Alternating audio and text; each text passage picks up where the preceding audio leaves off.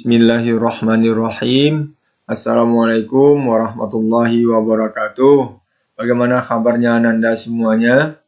Semoga kalian dalam keadaan sehat dan semangat dalam belajar fisika ya. Pada kesempatan ini kita akan membahas gaya Lorentz atau gaya magnet, yaitu gaya yang dialami oleh kawat berarus dalam medan magnet atau gaya yang dialami oleh muatan yang bergerak dalam medan magnet. Jadi pada kesempatan ini kita akan membahas beberapa besaran. Yang pertama gaya, lambangnya F, kawat nanti panjangnya L, jadi L panjang kawat ya Nanda ya. Berarus berarti I, sebagaimana sudah dibahas di listrik dinamis, bahwa I itu muatan yang mengalir tiap saat, berarti I itu Q per T. Muatan itu lambangnya Q ya, bergerak punya kecepatan, jadi Q-nya ada V-nya ya, ada Q, ada V. Medan magnet itu lambangnya B ya. Bisa dihasilkan oleh magnet permanen, magnet batang utara selatan, atau bisa juga dihasilkan oleh kawat berarus nanti ya, yang disebut induksi magnet. Kemudian jadi dalam pembahasan ini ada dua kelompok ya, kawat berarus dan muatan yang bergerak. Jadi kawat yang berarus dalam medan magnet dia akan dapat gaya Lorentz, muatan yang bergerak dalam medan magnet juga akan dapat gaya Lorentz ya, akan dapat F. Kita lihat ini gambar pembagiannya ya, kawat berarus atau muatan yang bergerak. Kita lihat untuk kawat yang berarus dulu, ini kawat yang gambar kawat berarus panjangnya L, maka tentu gaya yang dialami oleh kawat ini sebanding dengan B, kemudian berbanding lurus dengan I yang mengalir pada kawat, kemudian sebanding dengan panjang kawat, berbanding lurus dengan panjang kawat ini juga. Dan saya banding dengan arah nanti ya, sehingga dapat ditulis F itu sama dengan BIL sin alpha ya, bil sin alpha. Jadi ini artinya gaya yang dialami oleh kawat berarus, dan kawat berarus ini arusnya dalam medan magnet. Jadi F sekali lagi gaya yang dialami oleh kawat panjangnya L, berarus I dalam medan magnet B ya. Kemudian I itu Q per T ya. Jadi I ini boleh diganti dengan Q per T. Sehingga F sama dengan B kali Q. Di sini ada Q-nya. L per T itu disebut dengan L itu kan jarak yang ditempuh oleh muatan. Muatan ini bergerak di sini.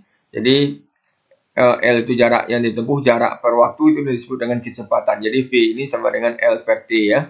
Jadi L per T ini boleh diganti dengan V ya. Jadi ada V kali sin alfa ya, tetap sin alfa di sini. Jadi ini gaya Lorentz yang dialami oleh muatan Q yang bergerak V dalam medan magnet B ya. Kemudian ada dua gaya yang dilihat ya oleh gaya yang dialami oleh kawat berarus dan gaya yang dialami oleh muatan yang bergerak. Karena gaya dan medan magnet dan arus itu ada arahnya, merupakan besaran vektor, maka kita lihat arahnya dari gambar berikut ini ya. Ini yang kita bahas terlebih dulu, B-nya yang dihasilkan oleh magnet permanen, yaitu magnet utara selatan. Kemudian arah medan magnet itu dari utara ke selatan ya, di arah B. Kalau arah arus ke kanan, maka alfa itu adalah sudut yang dibentuk oleh arah arus dengan arah I ini. Ini alfa ya. Kemudian untuk menentukan arah gaya Lorentz-nya sesuai dengan kondisi tangan kanan kita, yang disebut dengan kaidah tangan kanan, dengan cara tangan kanan kita direntangkan, maka 4 jari yang lain ini menyatakan arah B ya. 4 jari yang selain dari ibu jari kita menyatakan arah B. Jadi dari telunjuk sampai kelingking 4 jari ini menyatakan arah B. Kemudian arah ibu jari kita searah dengan arah arus, jadi arah arus ke kanan, arah ibu jari kita juga ke kanan ini. Maka sehingga kemana arah telapak tangan kita menghadap, ke sanalah gaya Lorentz yang dialami oleh kawat ini. Ternyata telapak tangan kita menghadap ke atas, berarti gaya Lorentz-nya ke atas, F-nya ke atas. Jadi kawat ini mengalami gaya Lorentz ke atas ya. Kemudian arah I ini bisa berubah-ubah ya. Bisa alfanya besar tadi, sekarang mengecil alfanya. Kalau seperti ini alfanya 0, tidak ada lagi alfanya. Kalau alfanya 0, sin 0, 0, maka F-nya sebetulnya nggak ada lagi. F-nya sama dengan 0. Jadi kalau arah arus searah dengan arah B, maka kawat tidak dapat gaya Lorentz, F-nya sama dengan 0. Jadi sekali lagi ingat alfa itu sudut antara I dengan arah B ya. Kemudian untuk muatan yang bergerak dalam medan magnet tinggal ganti I dengan Q aja lagi. Jadi tidak perlu dijelaskan betul lagi, arah B-nya sama dengan yang tadi, arah Q-nya, arah gerak kecepatan V ini. Ini arah I, di sini arah kecepatan dari muatan ya, muatan positif yang kita ambil sekarang. Maka arah gaya Lorentz-nya sesuai dengan kaidah tangan kanan juga. Tangan kanan kita direntangkan. Arah B sesuai dengan arah 4 jari yang lain selain ibu jari kita. Ini arah B, arah arus arah gerak muatan searah dengan arah ibu jari. Arah gerak muatan ke kanan, arah ibu jari kita juga ke kanan. Arah gaya Lorentz yang dialami ditunjukkan oleh arah telapak tangan kita. Arah gaya Lorentz yang dialami oleh muatan searah dengan arah telapak tangan kita. Arah telapak tangan kita menghadap ke atas seperti gaya Lorentz-nya ke atas, seperti muatan ini dapat gaya Lorentz ke atas ya. Seperti itu. Kemudian untuk B yang dihasilkan oleh kawat berarus, ini bidang untuk melihat kondisi arah ya. Ini kawat berarus berada dekat bidang ini, maka arah arus ke kanan, maka arah B-nya oleh kawat berarus, menentukan arah B oleh kawat berarus pakai kaidah tangan kanan untuk menentukan arah B juga ya, dengan cara tangan kanan kita digenggamkan ke kawat seperti ini. Kalau ini arah kaidah tangan kanan untuk menentukan gaya Lorentz ya. Kalau ini kaidah tangan kanan untuk menentukan arah B dengan cara arah ibu jari searah dengan arus. Arus ke kanan, arah ibu jari kita ke kanan. 4 jari yang lain ini menyatakan arah putaran medan magnet ya. Maka arah putaran medan magnetnya kalau dilihat dari samping sini berlawanan dengan arah jarum jam. Supaya lebih jelas dilihat pakai panah seperti ini ya. Ini arah panah ini sesuai dengan arah 4 jari yang lain kita ini. Supaya lebih jelas lagi kita bikin bentuk medan magnet di sekitar kawat lurus panjang itu berupa lingkaran seperti ini. Ini bagian depan kawat, ini bagian belakang kawat ya. Kawat berarus ini. Ini bagian depan kawat berarus ini medan magnet di bagian belakang kawat berarus. Maka di depan ini arah medan magnetnya ke bawah. Ini ke bawah sesuai dengan arah kondisi tangan kanan kita. Berarti kalau di sini ke bawah, di sini ke depan kita ya, atau masuk ke bidang baca arah B-nya. Arah B-nya ke sana. Jadi sama dengan arah B di atas, maka tidak perlu dibahas lagi arah gaya Lorentz-nya. Itu nanti arah gaya Lorentz-nya juga akan ke atas seperti ini. Kemudian demikian juga untuk B-nya itu, karena B ini dihasilkan oleh kawat berarus, di sini adalah I ini arus yang lewat di kawat yang mendapat gaya Lorentz. Kalau I ini adalah kawat yang menghasilkan B ya, maka karena ada 2 I, maka ini kita beri nama I aksen. Maka B ini tentu sama dengan karena jarak ini A, jarak antara kawat ke titik yang dicari B-nya ini, maka B ini tentu sama dengan mu0 I aksen per 2 VA ya. Kemudian untuk muatan yang bergerak dalam medan magnet, tapi medan magnetnya bukan medan magnet permanen yang dihasilkan oleh kawat ini, jadi sama aja. Jadi tidak perlu dijelaskan lagi, sama dengan yang tadi ini, B-nya juga arahnya sama, ke kanan ya, ke dalam ya, ke dalam bidang baca kita. Kemudian arah muatannya ya lagi, muatannya kecepatannya ke kanan, sama dengan yang tadi juga ini. Maka tentu arah gaya Lorentz yang dialami oleh muatan ini sama dengan gaya Lorentz yang dialami oleh muatan yang berada dalam magnet permanen. Cuma bedanya saja B ini oleh magnet permanen utara selatan, B ini dihasilkan oleh kawat berarus ini ya, B-nya. Maka arah gaya Lorentz-nya juga ke atas ini ya. Jadi semuanya ini alfa, di sini alfa juga sama ya, kondisinya semuanya. Alfa itu sudut yang dibentuk oleh di sini oleh arah kecepatan dengan arah B, sama dengan di atas ini arah kecepatan dengan arah B alfa itu ya. Maka gaya Lorentz-nya sudah tahu ya, ke atas sama dengan ini kondisinya, cuma B-nya aja bedanya ya. Kemudian jadi cuman B ini dihasilkan oleh kawat berarus ini, sama dengan yang di sini, tidak perlu juga diterangkan lagi. Ada I aksen, ada A, ada B mu0 I aksen per 2 VA. Kemudian kondisi membuat gambar seperti ini adalah rumit, maka nanti gambar itu disederhanakan dalam bentuk bidang aja Kak. Jadi gambarnya dilukis pada sebuah bidang seperti ini. dengan arah B-nya ke dalam ya, arah I-nya ke kanan ini, I-nya ke kanan, kemudian B-nya ke dalam. Ingat ya, ke dalam itu tandanya silang karena panah sedang pergi, yang kelihatan adalah bagian belakang panah ya, yang ada cross-nya, ada silangnya, yang sudah dibahas pada awal bab ini ya. Maka gaya lorentnya ke atas ini, yang dialami oleh kawat. Demikian juga untuk yang B-nya adalah B yang dihasilkan oleh kawat berarus ini. Jadi sama kondisinya, B-nya ke dalam, arah gerak muatan ke kanan, B-nya ke dalam juga. Maka gaya lorent yang dialami oleh muatan ini ke atas ya. Kemudian ada satu ulasan yang perlu dibahas di sini. Ini kalau muatan positif. Nanti bagaimana kalau muatan negatif?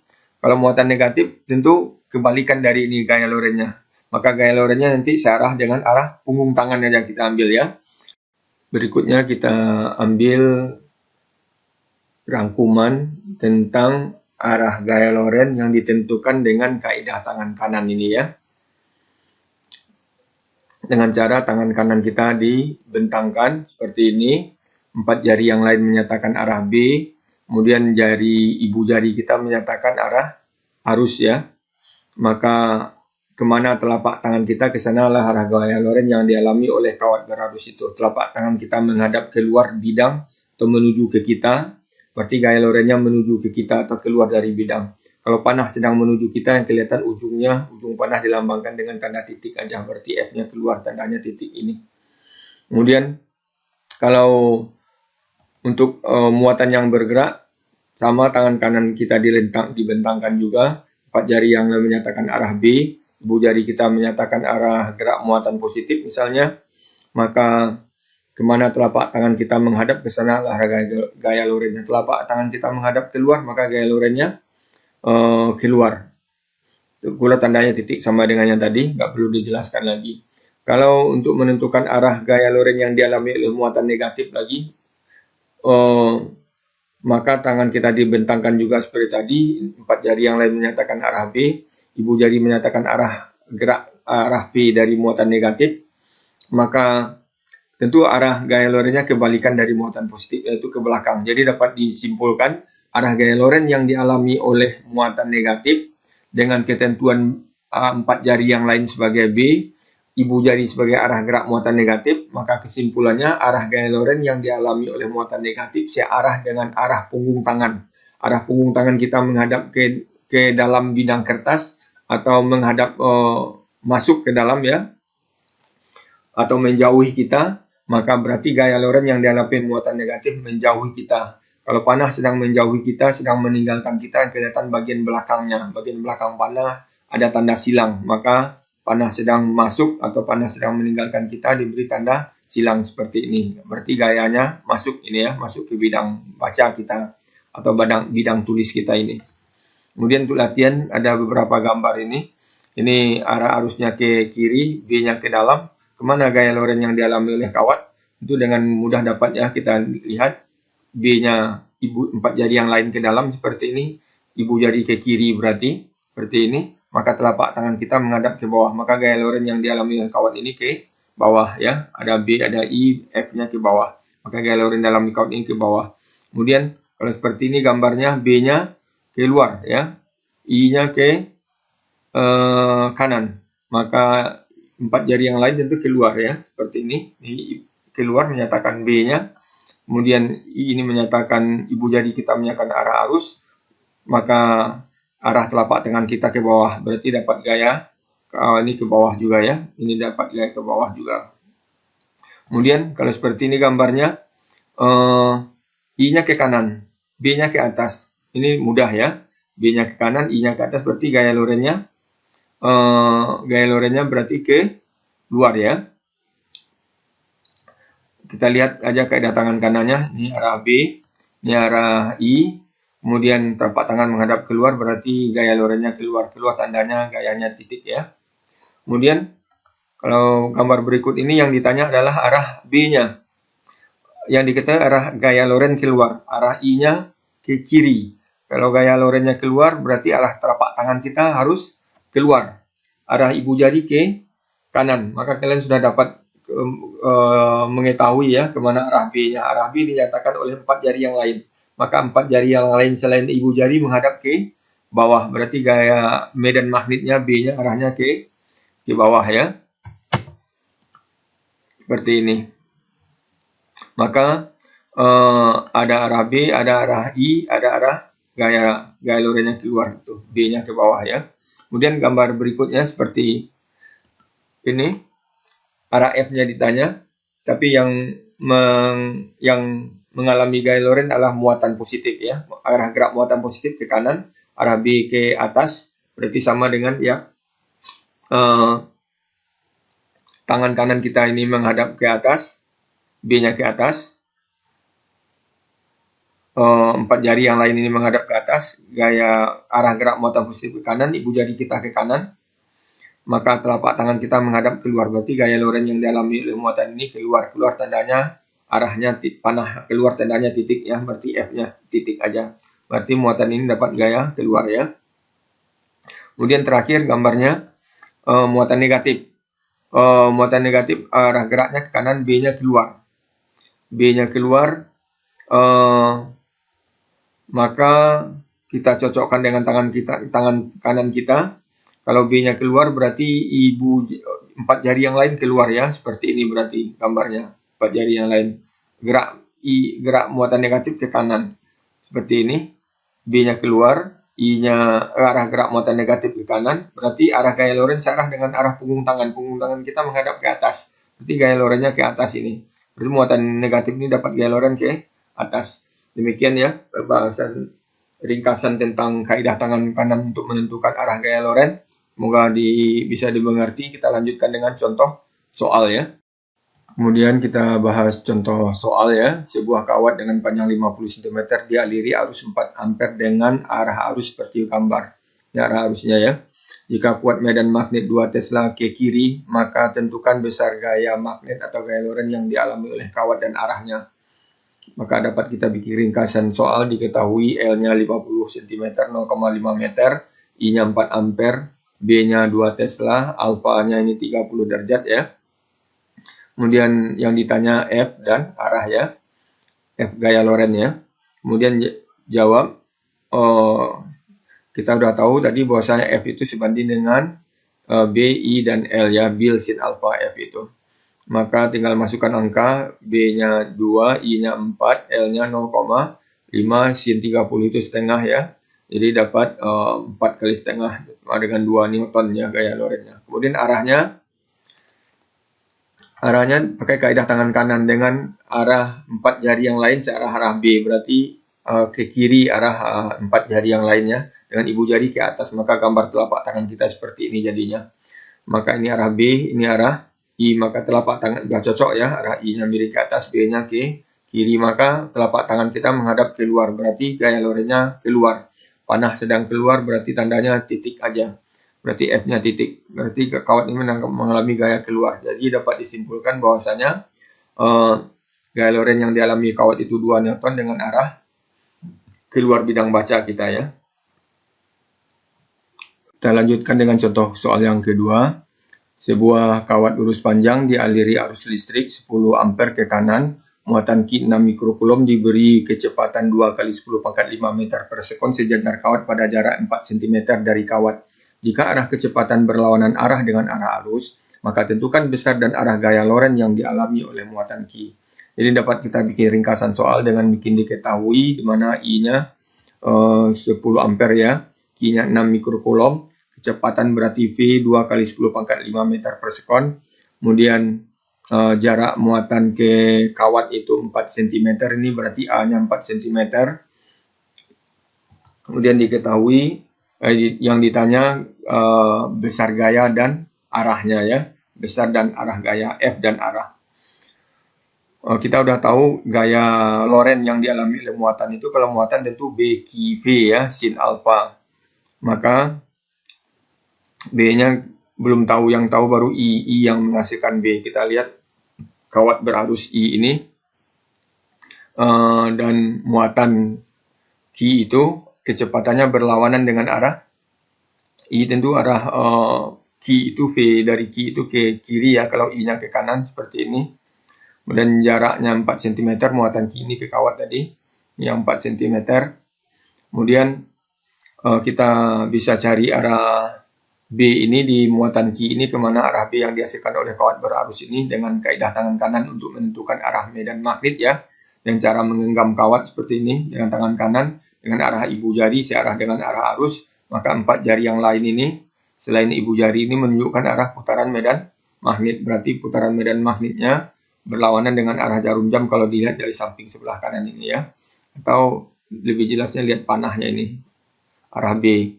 Kemudian supaya lebih jelas lagi kita lihat bentuk medan magnet di sekitar kawat berarus itu kan berupa lingkaran ini. Ini medan magnet yang di depan kawat I, yang berarus I, ini medan magnet yang bagian belakang. Yang bagian depan ini tentu arah I-nya, arah B-nya ke bawah. Di sini berarti masuk ya. Ini ke atas, ini keluar. Kalau masuk berarti panah sedang ke dalam atau meninggalkan kita. Kalau patokannya ke kita berarti tandanya panah meninggalkan kita. Yang kelihatan bagian belakangnya berarti silang ya. Arah B-nya silang di sini. Kemudian berarti arah B di sini berarti ke dalam atau silang ya. Ke dalam bidang atau menuju masuk ke dalam bidang atau meninggalkan kita. Kemudian kalau udah dapat arah B-nya, kalau B-nya ke dalam, kecepatan ke kiri, berarti antara kecepatan dengan B saling tegak lurus. Berarti alfanya itu 90 derajat ya. Alfa ini 90 derajat. Kemudian kita cari nilai B itu. B itu mu0 I per 2 VA. Mu0-nya 4V kali 10 pangkat min 7. Tinggal masukkan angka aja ya. I-nya 10. 2V ya 2V. A-nya 4 kali 10 pangkat min 2. 4 dengan 4 habis, V dengan V habis, 10 dengan 2, 5, berarti 5 kali 10 pangkat min 5 B-nya ya, Tesla.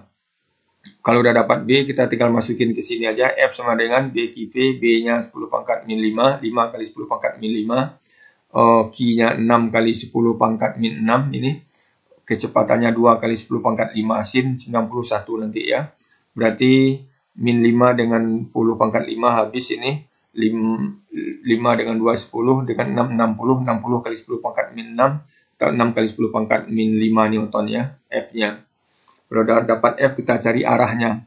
Untuk menentukan arah kecepatan sudah tahu ke arah B-nya ke kiri, berarti ibu jari kita ke kiri, B-nya ke dalam, berarti 4 jari yang lain ke dalam ya. Ke dalam 4 jari yang lain. Maka dapat kita lihat seperti ini, 4 jari yang lain kita ke dalam, ibu jari kita ke kiri, maka ternyata telapak tangan kita menghadap ke bawah, berarti gaya lorennya ke bawah ya. Gaya lorennya ke bawah. Kalau gaya loren ke bawah, berarti muatan ini dapat gaya ke bawah. Jadi dapat disimpulkan bahwasanya muatan ini mendapat gaya loren 6 kali 10 pangkat min 5 Newton dengan arah ke bawah. Kemudian soal ini nanti bisa dimodifikasi kalau di sini diletakkan muatan kawat berarus pula. Nah, di sini ada B yang oleh kawat I ini, yang berarus I, tentu kawat berarus di sini mendapat gaya loren. Nah, jadi nanti bisa ditanya, kalau kawat berarus tentu nanti F-nya BIL. Jadi kalau diketahui I pada kawat ini, kemudian B-nya dihasilkan oleh kawat berarus yang I yang di atas, I-nya ada di kawat yang dicari B-nya, panjang kawatnya diketahui, nanti L-nya, sin alfanya arah arus dengan arah B juga 90, maka nanti bisa dicari gaya yang dialami oleh kawat berarus yang berwarna merah ini dengan rumus F sama dengan GIL. I-nya ada, panjang kawatnya ada nanti. Ya, kira-kira begitu pembahasan contoh soal yang kedua ini. Barangkali demikian pembahasan untuk gaya loren, dan untuk kemahiran pemahaman dari gaya loren ini kita kerjakan latihan induksi magnet 3 ini hanya 4 soal ya. Semoga bisa mengerjakannya dan bisa memahami semua materi gaya loren ini atau gaya magnet. Semoga bermanfaat. Terima kasih. Wabillahi taufiq wal hidayah. Wassalamualaikum warahmatullahi wabarakatuh.